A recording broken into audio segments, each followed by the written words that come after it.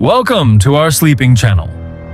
Tonight, we're taking you on a mysterious journey into one of America's most chilling legends, the story of the mysterious Black Hollow ghost train, a train that appears only once a year, carrying silent passengers, forgotten souls, and a terrifying secret that has haunted the mountains for decades. If you enjoy relaxing bedtime stories, mysterious tales, and spine-chilling adventures that help you drift into sleep, you're in the right place. Before we begin, please subscribe to our channel and turn on the notification bell so you never miss a new story. And don't forget to like, leave a comment, and share this video with your friends. Your support helps our channel grow and allows us to bring you more amazing bedtime stories. Now dim the lights, get comfortable, close your eyes, take a deep breath, and let's begin tonight's mysterious journey. The mysterious train of Black Hollow. On a cold autumn night in the Appalachian Mountains of the United States, a forgotten railway stretched through a valley known as Black Hollow. The tracks had been abandoned since the 1940s after a terrible accident that officially claimed the lives of 47 passengers. Yet the people living nearby whispered a different story. They claimed the train had never truly disappeared. Every year, on the night of October 17th, exactly at 11:47 p.m., a black steam locomotive emerged from the thick fog. Its whistle echoed through the mountains, even though no railway company had operated there for decades. The strange part? No one had ever seen the engineer. Only glowing yellow windows drifted silently through the darkness. Many curious travelers tried to photograph the ghost train. Every camera mysteriously failed. Batteries drained instantly, digital files vanished, and old film cameras produced nothing but blank frames. One evening, Ethan Carter, a 29-year-old documentary filmmaker from Boston, decided to uncover the truth. "I don't believe in ghost stories," he laughed as he packed his cameras. The locals begged him not to go. An old woman grabbed his arm and whispered, "If the train stops, never step inside." Ethan smiled politely. He thought it was just another small-town legend. As the clock approached 11:47 p.m., a chilling silence covered the valley. No wind, no insects, no birds. Then, a distant whistle pierced the night. The abandoned tracks began to tremble. Out of the rolling fog, a massive black locomotive slowly appeared. Its iron wheels turned without making a sound. The headlight glowed like a single burning eye. And behind the dusty windows, dozens of silent passengers stared directly at Ethan. None of them blinked. None of them moved. Then, with a loud metallic hiss, the mysterious train came to a complete stop. And one of its doors slowly opened. Okay. The rusty train door creaked open with a long, haunting sound. A cold wind rushed out from inside the carriage. Ethan raised his camera, but the screen suddenly turned black. "No signal, no battery," he whispered. Just seconds earlier, it had been fully charged. Inside the train, dozens of passengers sat perfectly still. They wore clothes from another era, 1940s suits, long dresses, old-fashioned hats. None of them spoke. Then one man slowly lifted his head. He looked directly at Ethan. His pale lips moved. "You're late." A chill ran down Ethan's spine. I've never been here before," he replied. The man gave a faint smile. "You have. You simply don't remember." Before Ethan could step back, the train door slammed shut by itself. The locomotive whistle screamed through the valley. The train began moving. Not on the tracks, but through a wall of thick white fog. Ethan looked out the window. The forest had vanished. Instead, endless darkness surrounded the train. His phone displayed no time, no date. Only one message flashed across the screen. Next stop, no return. Panic filled his chest. He rushed toward the next carriage, hoping to find another exit. As he walked, he noticed something horrifying. Every passenger was holding a small ticket. Each ticket had a name, a date, and a time of death. Then Ethan froze. One elderly woman slowly handed him another ticket. It already had his name printed on it. Ethan Carter. October 17th, 11:47 p.m. His hands began to shake. He had never boarded the train, so how could his ticket already exist?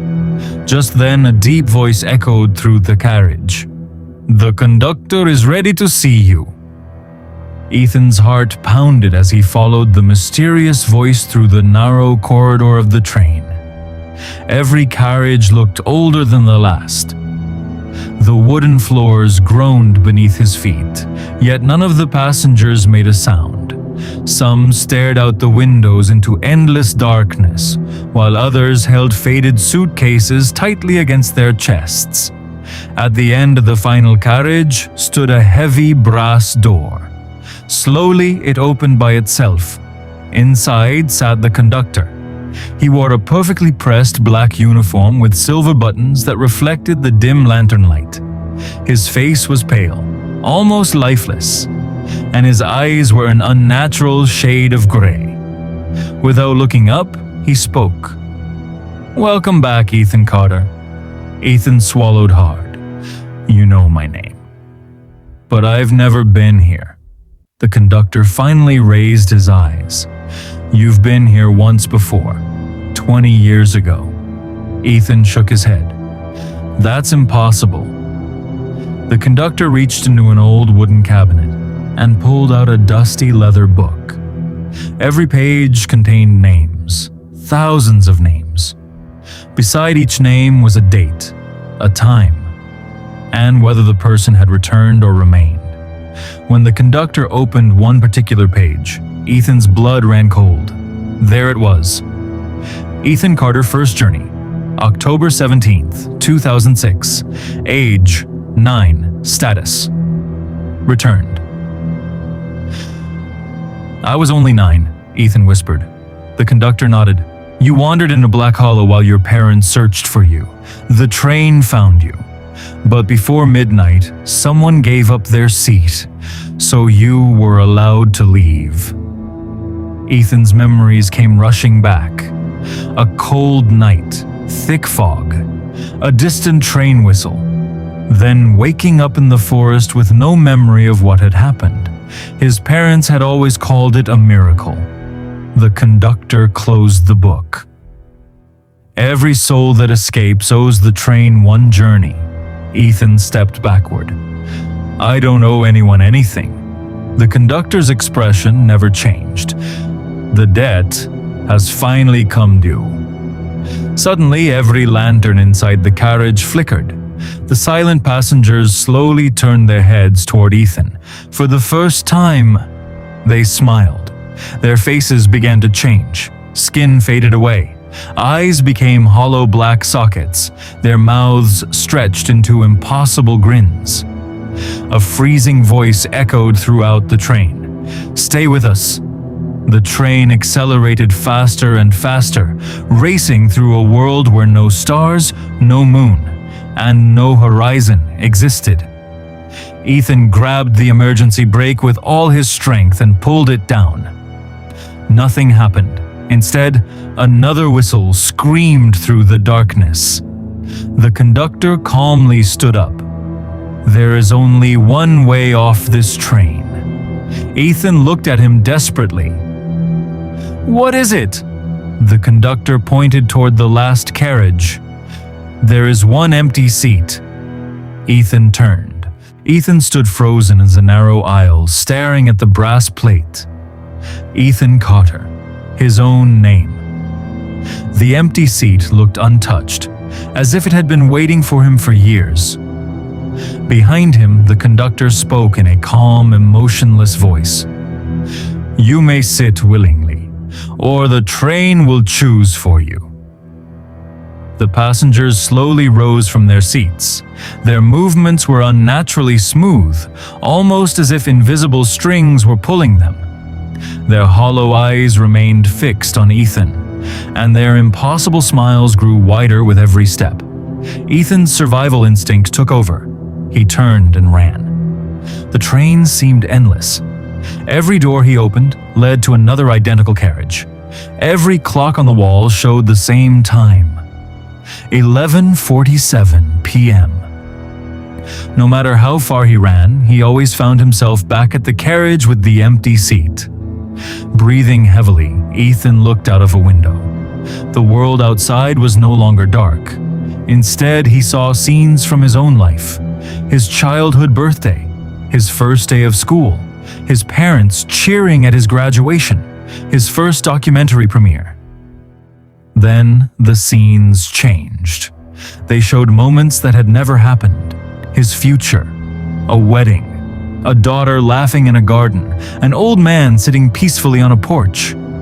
Tears filled Ethan's eyes. Those are my future. The conductor nodded. They were. What do you mean, were? The moment you boarded this train, your future stopped belonging to the living. Ethan slammed his fist against the window. There has to be another way. The conductor remained silent for several seconds. Finally, he said something no passenger had ever heard. There is one. Hope flashed across Ethan's face. Tell me. The train demands balance. One soul may leave, only if another willingly takes its place. Ethan felt sick. You want someone else to die for me? I want nothing, the conductor replied. The train simply follows its rules. At that moment, a little girl stepped out from the next carriage.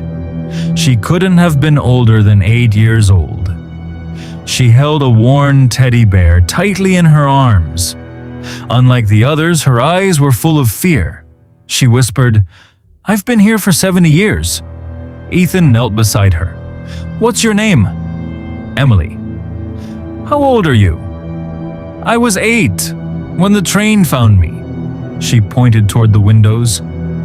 I don't want to stay anymore. Ethan's heart broke. He realized the passengers were not monsters by choice. They were prisoners. The train had trapped them for decades, stealing their time, their memories, and their hope. Emily slipped something into Ethan's hand. It was an old brass key. My father gave me this before the train took me, she whispered. He said if I ever found someone brave enough, they would know what to do. The conductor's expression changed for the first time. His cold eyes widened. Where did you get that key? The lanterns throughout the train suddenly began to flicker violently. The locomotive let out a deafening whistle. The entire train shook, as though something deep beneath it had awakened. The conductor took one slow step toward Ethan. For the first time, there was fear in his eyes. You must never use that key. Ethan tightened his grip. What does it open? The conductor whispered only 3 words. The engine room. And at that very moment, a heavy iron door at the front of the train slowly unlocked by itself. The iron door slowly creaked open. A blast of icy air rushed through the train, carrying with it the sound of distant screams that seemed to echo from another world. Ethan tightened his grip at the brass key. Behind him, the conductor shouted for the first time, "Don't open that door." But Ethan ignored him. With Emily beside him, he stepped into the engine room. It was unlike anything he had imagined. There was no roaring boiler, no burning coal, no machinery.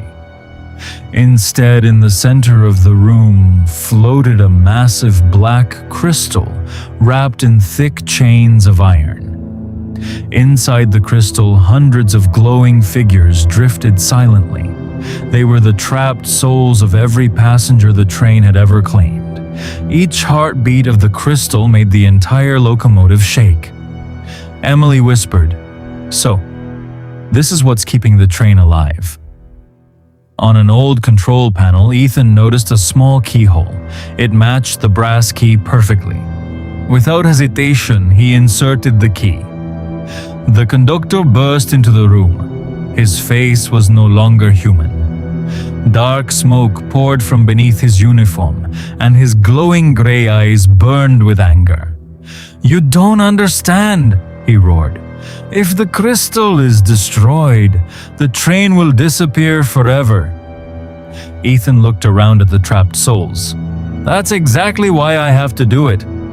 The conductor lunged toward him. At the last second, Emily grabbed Ethan's arm and cried, "Now." Ethan turned the key. A deafening crack echoed through the engine room. The black crystal split down the middle. Blinding white light exploded in every direction. The chains shattered. The windows burst open. One by one, the trapped souls rose into the air like countless stars, finally free after decades of imprisonment. The passengers smiled, not with horror this time, but with peace. They slowly faded into the light. Emily looked at Ethan with tears in her eyes. "Thank you." Then she hugged her teddy bear one last time and disappeared into the glowing sky. The conductor stood silently as his body began to crumble into ash. For the first time, he smiled. "I've been its prisoner. Longer than any of them." With those final words, he vanished. The locomotive let out one last mournful whistle. The train began to fall apart. The walls cracked. The floor collapsed beneath Ethan's feet. He closed his eyes. When he opened them again, he was lying beside the abandoned railroad tracks at Black Hollow. The morning sun warmed his face. Birds were singing. The fog had vanished. Rescue workers found him a few hours later. According to them, Ethan had been missing for only one night, but when he returned home, he discovered something impossible. His beard had grown. His hair had streaks of gray. Medical tests estimated that he had aged nearly 10 years. No one believed his story. Months later, Ethan released a documentary called The Last Train of Black Hollow. The cameras had recorded almost nothing, except for one chilling sound. At exactly 11:47 p.m., a lonely train whistle echoed through the speakers. Experts couldn't explain where it came from. Years later, the abandoned tracks were removed, and the valley became quiet once again. But every October 17th, hikers still report hearing a distant whistle drifting through the mountains. Some even claim they see glowing windows moving through the fog, as if the mysterious train is still searching for its next passenger. The end.